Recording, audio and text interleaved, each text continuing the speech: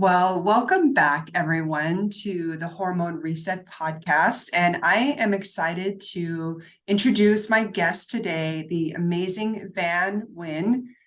She is my mentor, and she is incredible. She's a intuitive mentor for people. And if you're wondering more about that, be sure to listen in and learn more about Van and how she got started in mentorship and what she's up to now. How are you, Van? I'm doing so well. Thank you so much for having me, Jennifer. This is an absolute pleasure because you are a badass. You are such a powerhouse woman that I feel like you're very understated, very, not a lot of people know about you yet, and I feel like they should. So I'm just so excited that you're here today and willing to share a little bit about what you do. And so tell me, Van, tell me how you got started in intuitive mentorship. Well, 2018 was when I started in intuitive mentorship. I went to a beautiful Akashic record retreat, and it changed my life. It completely elevated my life and changed my life in a way that I was seeking and didn't know I needed. Um, I had my awakening years before, where I just realized this wasn't the life I was meant to live, and I started to make different little changes since then, but it wasn't until 2018 that I really saw this path. And then I was putting things together from my past where, friends and family and myself included, I'd say to myself and others would say to me, you're so wise. You're so good with your words, or how do you have the words, or you convey that so well. And I've heard those things my entire life. And honestly, when people ask me those things, my answer is I don't know. I just say what's in my heart and it just comes out. And it always has landed so perfectly for the other person and myself, and the support between me and a family member or a friend or now a client. It's very personal. It's not just a conversation. It's very personal because of the intuitive part of it. I'm tuning in. You're allowing me to tune into your energy, which means I can see and sense and feel things that maybe your own fears and doubts have blocked you from seeing. So, this is where my light shines for you so that you can navigate through your darkness, so that my light can illuminate for you so you can find your light. So once I figured out that secret, I started to work really hard on trying to become some sort of advisor, mentor, um, in any way that I could. 2018 really changed my life. I was still in a 9 to 5 in 2018. I was still, driving in traffic to work, putting my leg in my pants 1 foot at a time, like everybody else. And by 2020, my life completely changed. I left my 9 to 5, started my own business, and have been doing this 100% on my own for 3 years. Wow, Yeah. that is incredible. I mean, to be able to have a gift like that, it's really I feel like it's life changing. I Um, I hear that a lot, Jennifer. A lot of my clients will say, "You've changed my life. You helped me in more ways than any advice that I've ever received professionally or personally from people that I've ever received in my entire life." I hear it all the time. Personally, on my end, because I'm channeling from spirit, from our great Mother Earth, from the universe, from your ancestors, your spirit guides, your higher self, I'm not retaining any of that information because it's yours. It's your personal messages, your personal energy meant for you. I'm just the messenger. I'm just the conduit to bring it to you. So this feeling of that I've changed your life, to me, I was like, well, I'm just delivering the mail. Yeah. I don't know that I'm changing your life. I'm just bringing you your mail. But thank you for saying that. Thank you. Yeah. Do you think this is something you were born with, or do you feel like this is something that maybe had to be developed with time? I absolutely believe that I was born with this. And Oh, I believe that we are all born with intuitive gifts in some way, shape, or form. And I feel that our environment, our upbringing, and our own free will is what gets us to where we are. So that's what happened with me. I grew up Catholic. This wasn't something that my family is really, wow. you know, agreeing about too, but my family respects and loves me. I'm not practicing religion anymore, but I practice my own spirituality, which is deeply, deeply personal to me. So I don't typically share that because also it's different almost every day as well.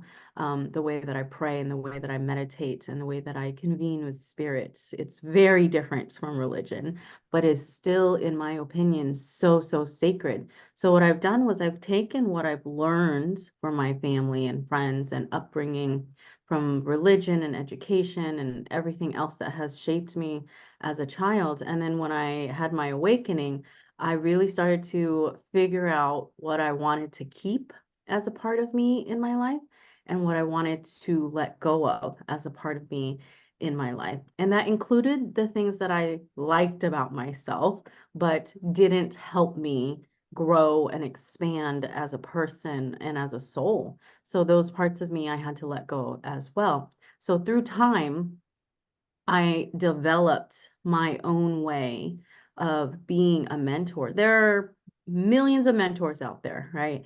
For sure. Therapists, mentors, big brother, big sisters, things like that. But your ability, and I feel my ability to convey the messages that comes through from your higher self and spirit and your ancestors and whoever else is coming through to support you. I feel my way of conveying it is through the heart. And it's such a deeply connected space. You do everything in your heart. You heal from your heart. You release from your heart. You're supported from your heart. You are anchored and grounded in your heart. And I know that I do everything from my heart. I feel that deeply. And if I can't do it from my heart, I won't do it. I just simply won't. That's my boundary because I will give you my best. I'm not going to give you part of me. I'm going to give you my best. So over time, I learned skills to help me develop myself and being a better mentor for myself and for all of my clients. So I used everything from my childhood and my upbringing, and I transmuted it, I changed it, and then I developed new skills and turned it all into one so that I can be here today as the mentor that I am. That is just awesome. I love it. I just think that, and you're such a powerful mentor because it is not surface level things that you're talking about. You're talking about someone's soul, their spirit guides, their ancestors, and you're helping them really overcome mindset beliefs that they've held on to for their whole entire life. Yeah, Holy cow, that's yeah, amazing. yeah. And it's oftentimes, Jennifer, we don't even know we're holding on to it. You know, and Yeah. the perfect example of that would be money. Everyone has some sort of relationship with money. And the push pull here is that we need the money. We all know we need the money to survive. But we all want the money for the things that we want to enjoy in life, right? But Yeah. our actions on both are so conflicting. We need to be in alignment. So I see where your blocks are with money, what has gotten you there. And money, typically, the energy around money is typically learned from childhood, from your parents, and or likely inherited from the ancestral line as well, with poverty and lack mindset. So I can see all of that when you work with me, and we can look at where the patterns are and where your blocks are and where you're resisting. And I always, if you work with me, I always channel homework from spirit. So you Yes. be prepared to do the work, give the work to do so that you can do the work. And the work truly is It sounds simple enough, but it is life changing. It's things like saying your affirmations every day, your gratitude every day. Consistency is super important. Pull your cards to bring you messages every day, right? These things, these activities from spirit, from your own higher self that you're doing is helping you shift out of poverty or lack or whatever it is that you're not recognizing that you're in right now. So that's the work that we do. And that's just like a tiny little bit, because I know everyone can relate with money, but any other area of your life where you're feeling stuck and you don't know why, there's something there that is needing your attention. And if you're unable to figure out what that is or find out or um, put the pieces together for yourself, having a mentor would be so incredibly supportive for you to see your blocks truly. So then you can continue working and moving forward. Yeah. That is so beautiful. Very well said. I just I get excited talking about this stuff because I know what you've helped me work through, and I know that there's so many people out there that could use this type of help that you offer. That's just so exciting to me.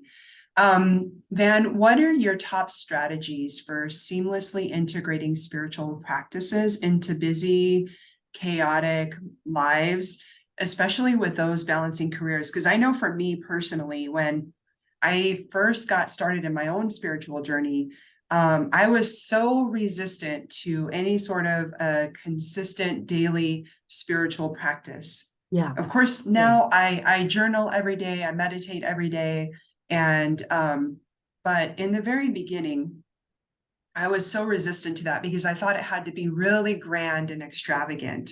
Yeah. But what you're saying is that it doesn't really have to be. It can be something very No. simple. Yes, very, very simple, very easy, and it has to work for you.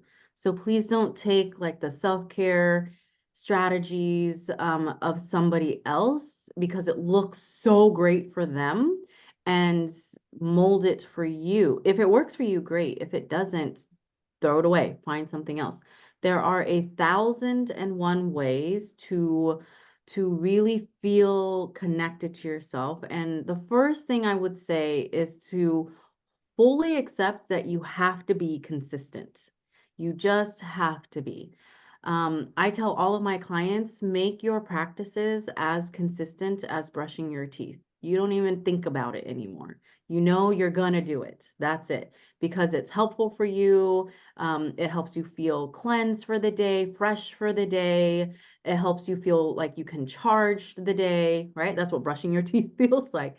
Your Yes. spiritual practices need to feel the same way as well. So that's the first thing is to accept, because I know it's hard for a lot of people to accept that you got to be consistent at something, but that is the very first thing. Accept that it must be consistent. Okay.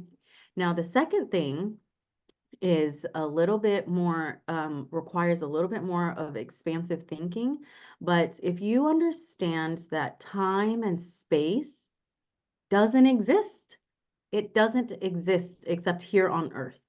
So when you do your self-care, be within your heart space. That's where time and space does not exist. Be in your heart. Do your self-care from your heart. That remember, the time and space doesn't matter. So the only thing that matters is the intention and the energy that you put into yourself in your heart space during that time of self-care. And then whatever it is that you're doing, because time and space doesn't exist, it's only your energy and intention. If you can make an intention for that self-care to carry you through the entire day, it will. It will carry you through the entire day. And it doesn't matter if you spent 3 seconds on self-care or 3 hours on self-care. Now, what I would say is to develop, figure out for yourself two kinds of self-cares. A long one, a one that you can sacredly do when you do have the time, and quick, simple, write down a list of quick, simple activities, tools that you can use in any given moment to support you wherever you're at. If you're stressed, anxious, stuck in traffic, waiting in line, things like that, and you're starting to feel a little uneasy, all of your self-care tools should be able to just come right up for you to use in any given moment. And remember, time and space doesn't exist. So you're carrying yourself outside of 3D into 5D, and you're giving yourself that rejuvenation with your own energy. Then you ground, you come back down to your, traffic, or you're standing in line at Starbucks, and you're feeling so much more centered. That is the goal, is to feel centered. So one of my favorite things to do every single day to support myself in feeling really centered is grounding. Grounding is so important. It is the one tool that I will use in a long sacred routine or one of my quick simple ones that I can do throughout the day. And one of the ways that I ground is I step right outside, no matter what the weather is, and I take 3 deep breaths. And I am Love that. right? So you are intentional about it. You can feel. So when I do, because I did it early this morning, and it was just so rejuvenating. Also, I'm in Tulsa, Oklahoma, and I woke up to 33 degrees this morning. Oh man.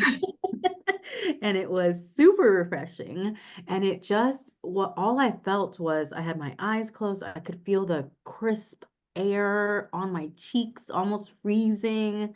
And, my hair was blowing. I could hear a little bit of the traffic. I can hear the trees. I could see the leaves blowing and some leaves falling still. And it brings you in the moment. I'm right there, standing in front of my home, appreciating it, recognizing all the beauty around it. I am centered. I am grounded. I am right here. So then when I feel this way, I know I can tackle anything that comes to me in that moment. There are so many, and I'm going to say it loud and proud for everybody. There is 1,001 ways to do self-care. And remember, if you can remember that time and space does not exist, it doesn't matter how long it takes you to take care of yourself. What matters is how much you mean it. Can I share with you one of my Yes, self-care secrets? yes, Um, so because I don't like to be cold, I will always put on my warm fuzzy socks with little grippies yeah. and walk around the house with my warm fuzzy socks. And for me, I feel like that's a form of self-care for me, to be able Oh, to keep my feet warm. yes. I love that you know that for yourself. You do that for yourself, and it keeps you warm. So also think about the warmth that you are creating for your home, for your family, your friends, and everyone else coming in. This is what I mean by the intention, right? You are Yes. you are choosing to bring warmth into your body, which means you will give warmth to your environment. So Oh, I love that. yeah. So if you think of self-care in terms of that as well, you're giving it to yourself too. You think you're only giving it to yourself. But if you're warm and cozy, then everyone else is going to be warm and cozy around you, Oh, right? that makes perfect sense. Yeah. And honestly, it's a ripple effect. So if you can do that, and then you do that for your environment and the people in your environment, they will do it for their environment and the people in their environments, and then so on and so forth. So it truly is spreading joy. I absolutely love that. I'm just going to keep spreading joy all the Yes, time yes. and wear my warm fuzzy socks. I love it, Jen. I love that. Um, I did want to go back to something that you said, because Mhm. what you said to me is so intriguing, so interesting, that I want to talk a little bit more about time. Can you tell me a little bit more about what you mean about time here is different than it is anywhere else? Okay, so I'll preface by saying I'm not a scientist or a researcher or anything like that. These are all things that I've learned from courses that I've taken, books that I've read, podcasts and YouTubes that I've listened to. Wealth of knowledge. I've been studying spirituality and metaphysics for I mean, on my own, not officially, for 10, 15 years. So what Oh, I understand about time and space. So let's talk about time first, okay? Time, in my opinion, and a bunch of, and so look up, you can reference people that I've followed and listened to. Um, Dolores Cannon is one of them. She talks a lot about time and space as well. She's one of my favorites, actually. And basically, time is really only a concept given to humanity. Okay, humanity. So humanity is just anywhere where there's humans, right? And as of right now, today, we only understand that Earth has humans. So Earth is where we live. Earth is where all of our energies are right now. And as a collective energy, we've all agreed on certain things. Now, we don't need every single human being on Earth throughout time to agree on the same thing for it to be a collective energy. But time is something that has been agreed upon collectively throughout centuries so that it is constricted only to Earth. And I mean, I'll go as far out to say our solar system, because I'm not sure beyond that. But in the world of energy and healing and metaphysics, when I'm meditating, for my own personal experience, when I'm meditating, when I'm taking a client on a journey, when I'm meditating with a client or in a group setting, what I'm doing is I'm connecting to the client's energy, and we are anchored to our body, right? We are always anchored to our body, but we can shift ourselves outside of this density, okay? So when it comes to time, we look at where we're at in our density. The higher the density that we go, the more time is irrelevant. The lower the density that we go, which is 3D, which is 2D, this is where we're here today on Earth, the more that we are constricted to a timeline. Okay. So that means the sun comes up every day and the sun goes down every day. That has always been consistent. But at one point in time, we all agreed that we all need to go to work at 8 o'clock in the morning. Kids have to be at school by 8 o'clock in the morning. You have to eat lunch by 11 or 12. You have to eat dinner by, and we know all the different things that constructed those frames of thinking, right? But they sure. conduced it to time. How did we conduce our eating? Eating doesn't have anything to do with time. It has everything to do with our body. But we throughout history have been constructed to this concept of you eat at this time and this time and this time, even 3 meals a day. How did we come up with that? Because of time, right? Time constructs. And we can go a little bit deeper into that. Why they did that, it has to do with money, but it's, the money and that side of money. But the construct of time, if you can remove yourself outside of it, let go of the concept of time and only think about your intention, right? Yeah. And I know it's a little, and for anyone listening, if this sounds totally out there, I really want to encourage you to look up Dolores Cannon. Um, Hay House has a ton of resources to watch. If you have Gaia TV, turn it on. Watch Beyond Belief. He has a ton of videos where he interviews other people that talk about time, timelines, dimensions as well. Joe Dispenza as well. He's one of my favorites. I listen to him as well. They all talk about time and space as a construct. That is so incredible. I wonder, as we're talking about this, like when it comes to being spiritual, if someone is kind of awakening to the idea of there's got to be more out there. I feel called that there might be more out there. In your experience, how does spirituality help overcome deep-seated personal challenges like self-esteem issues, chronic pain, or emotional trauma?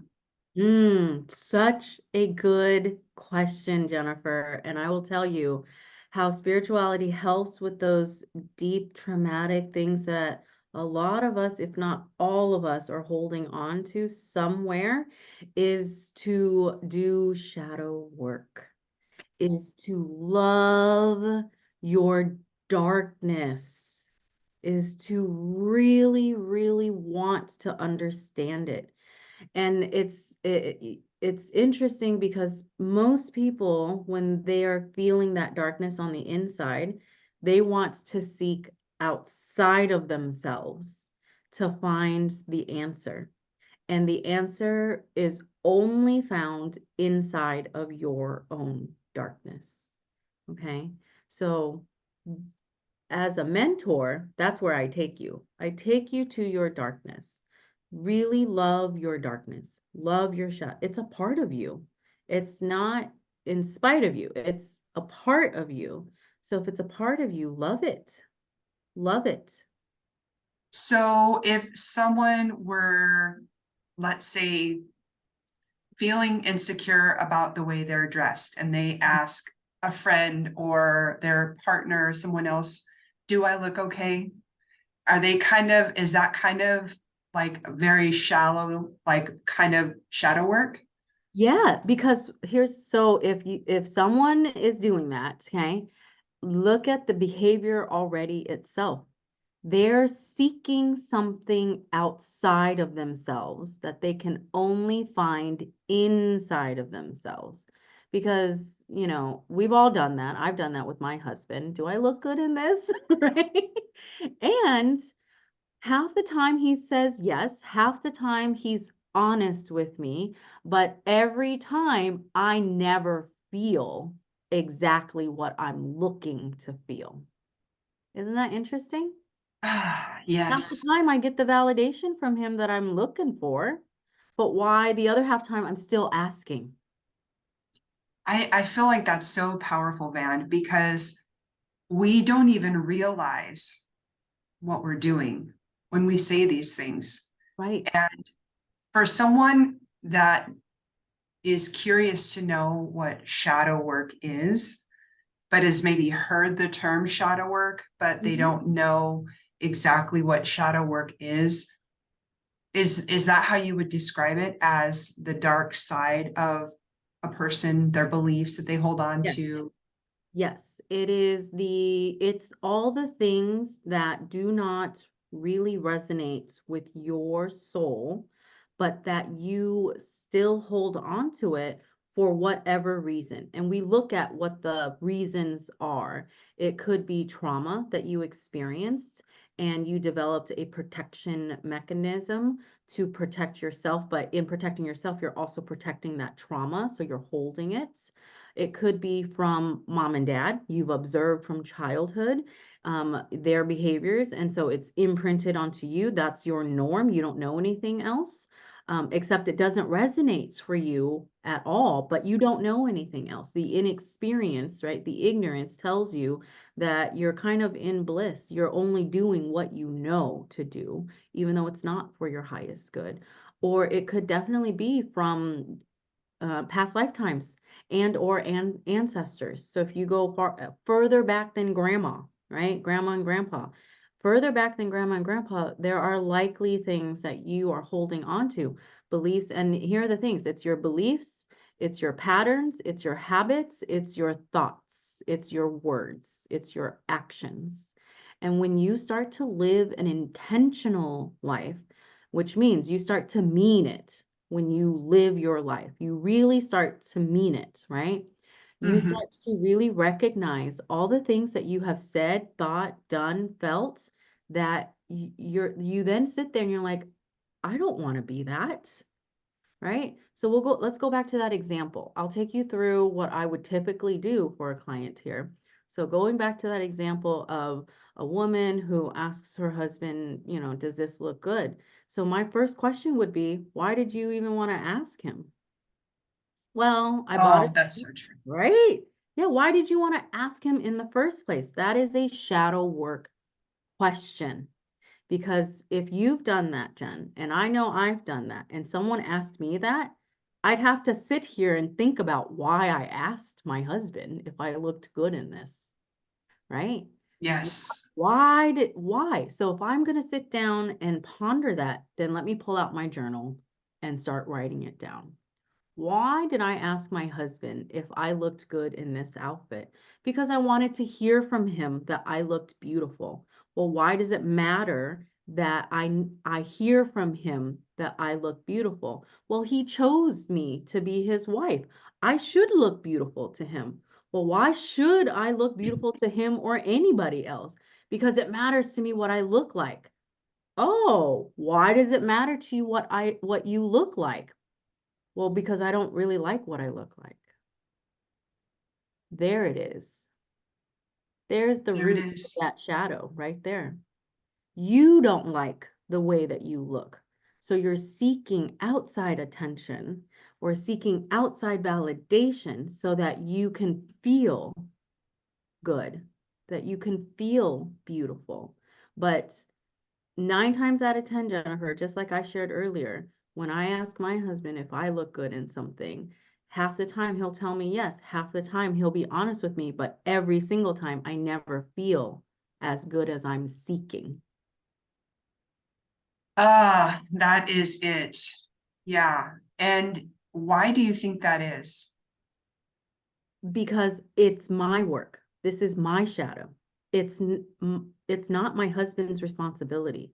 And the key is to recognize that I have this belief. This is a belief about myself. This is a shadow belief about myself. I had this before my husband. It's not his responsibility to tell me I'm beautiful. It's a cherry on top if he does. I know I'm beautiful. He is only reflecting to me the inner beauty that I feel about myself.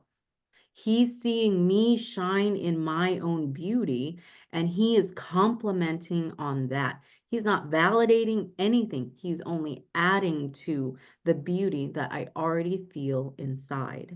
That to me is the goal for all of us if we're seeking that true self-love right there.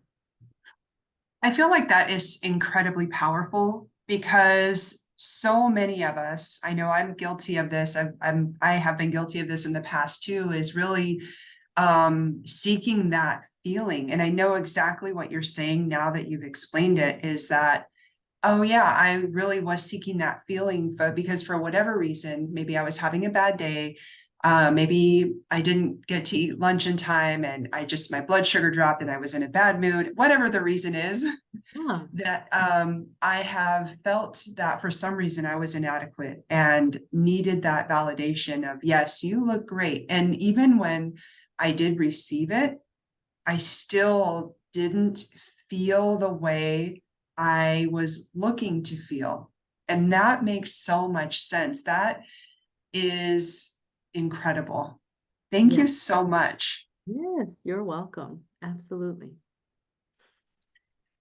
So I want to ask you one more question before we wrap it up. And I think that you answered this earlier, but what is one or two daily self-care practices that you do for your own self-care?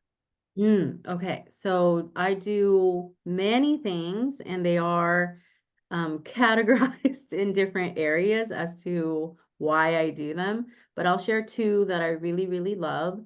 One is very intuitive and spiritual, and one is very grounding. So that's the first one is grounding. Grounding is so important to me because for me in my line of work, because I'm so connected consistently all the time for all of my clients, I'm very tuned in to energies that most people on a day-to-day may not tune into. So grounding for me is so, so, so important. I have a special relationship with Mother Earth. So I place all of my intentions into Mother Earth to really feel the groundedness for me. So it's very simple though. So the first thing that I do every single day, Jennifer, is I pour a glass of water for myself when I wake up in the morning, and I place intentions into my water. Water is grounding. Water also moves energy in our body, and then we know all the other benefits of water as well, right? So I use all of these intentions already, and then I add my own, and I'll say something like, and I'm just waking up in the morning. I usually have a glass of water already by my bed, so I grab that glass of water and I just place my intentions into it. I set the intention that today, on this beautiful Tuesday, that I spend the day in joy, because I'm going to drink the water. So I want to say things that are going to help ground my body. So I say things like to be in joy, to be adventurous, to feel connected to my husband and my environment, to have new conversations with friends and family, whatever my intentions are for that day, depending on what I'm planning for that day. And then I drink my water and I take 3 deep breaths. That's always important to me. The other thing is what I did this morning. I'll go outside, I'll take 3 deep breaths in the fresh, cool air. It's always important to me to get outside to get grounded as well. So I'll do grounding either with water, intentions in my water, or I'll get outside and I'll take 3 deep breaths. So I can spend 3 seconds doing those things or an hour doing those things. That's one of my favorite things to do, is to get grounded. The other thing that I do is a little bit more intuitive and spiritual, is I pull a tarot card for myself every day, every single Just day. one? Just one. Yep, Okay. just one. I've been reading tarot and oracle cards for years now.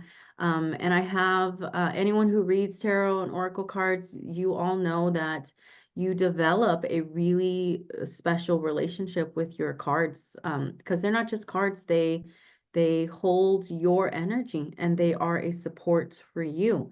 So I got myself a brand new tarot deck for my 40th birthday. And Oh, yeah, and I pulled my card for today. I'd love to share if you're okay with that. yes, please do. And by the way, happy 40th birthday. Thank you. Thank you so much. My 40th birthday, I bought myself a brand new tarot deck. It's so sleek looking. It's black and rose gold. And my card for my 40th birthday is the Queen of Cups. Oh my gosh. Okay, tell us, what does the Queen of Cups mean? Oh gosh, the Queen of Cups, if you take a look, she's holding the Ace of Cups right there. Let me see. There it is. She's Oh holding the yeah. cups. She's got the sun down here. She's got the stars all around her, and she's sitting in her throne here. The Queen of Cups is the queen that she's kind, she's compassionate. She fills everyone else's cups. She's not the Queen of Wands, and she's not the Queen of Swords. She's the Queen of Cups. So she's here to spread all of that kindness, that compassion, that love, that joy. She also is so connected, because I read all of the energies of the card as well. And in the images, there's 2 angels sitting above her throne. She looks like she's floating in the ethers, in the stars, and the sun been on her throne right here, which means the Queen of Cups, she's so guided, so truly guided, which means she's intuitive. She is our intuitive queen. So the Queen of Cups here, intuitive, fills the cups of everyone else around her with love, compassion, joy, laughter, and she's holding the Ace of Cups in her hands. And the Ace of Cups is the filling of abundance and prosperity. It's a time of fulfillment as well. So the Queen is here to support in fulfilling everyone's love and joy. And I love that I got the Queen of Cups today. And it truly does feel like it connects to my intentions for my 40th year as well. That's beautiful. The card deck is beautiful. And you know what? As you are sitting there explaining that to me, I can't help but think to myself and feel that there's a reason you are a mentor. You are exactly everything that you described in that card. You bring people joy, you fill up other people's cups, you change lives. And I know personally for myself through personal experience, this is going on year two, working with you as my mentor, that it has made my life better. You have changed my life. And I look forward to our visits because I know that I'm going to be a little bit better each time we meet. And I think that's just incredible. And I want everybody to know about you because you're a bright light in this world. And it's just amazing what you do. So thank you so much. Thank you, Jen. That I truly receive all of that. And that was so kind of you to say. Thank you so much. Thank you. You're welcome. So for anybody listening, where can they find you? Where would the best place to find you be to be able to follow you? So I have a Facebook group. I have a private Facebook group called Home, Hearth, and Healing. And you can find me there. I actually post all of my offers in that group as well. I have a scheduling link through Acuity, which I can send you if you want to post it as well. And you can, that's where all of my services are listed. So you can look through there and see what I offer to support you. I do offer, right now I'm offering single sessions and longer term sessions to work with me longer term. And eventually I will be transitioning to doing more group work, in-person work, work on a grander scale to support everybody. So if you're interested in working with me one-on-one, this may be the last time to take advantage of that as I am getting ready to expand in my business. Okay, you guys, go check her out. If this sounds like something that you might want to learn more about, I will post all of the show notes and all the ways that people can get a hold of you and reach out to you best. And so that will all be in the show notes. Thank you, Van. Thank you for sharing with us today. You're a beautiful person inside and out, and happy 40th birthday. Thank you so much, Jennifer. Thank you. Absolutely. All right, guys, we'll catch you on the next one.